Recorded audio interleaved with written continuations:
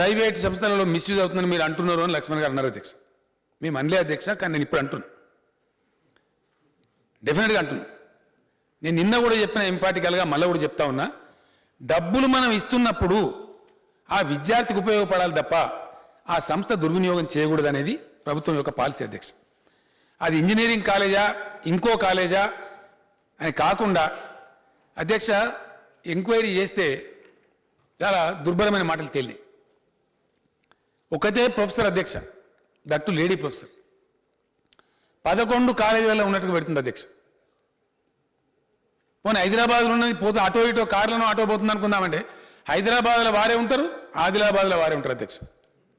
ఎట్లా సాధ్యమైతే అధ్యక్ష? ఆమె డబల్ యాక్షన్ చేస్తుందా?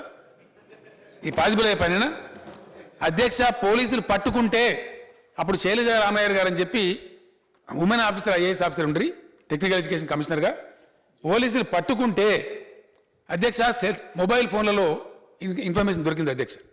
మీరు ఇన్స్పెక్షన్కి ఏఐసిటి వాళ్ళు వస్తారు, లేదా జేఎన్టీ వాళ్ళు వస్తారు.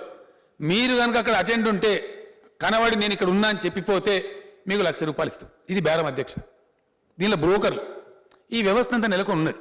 ఇది మంచిది కాదని నేను చెప్తా ఉన్నా, దీన్ని మనం ప్రోత్సహిస్తామని నేను అడుగుతా ఉన్నా. అటువంటి వాటిని ముయ్యమని చెప్పినాను తప్ప మంచిగా నడిచి చక్కగా చదువు చెప్పే వాటిని ముయ్యమని చెప్పలేదు అధ్యక్ష.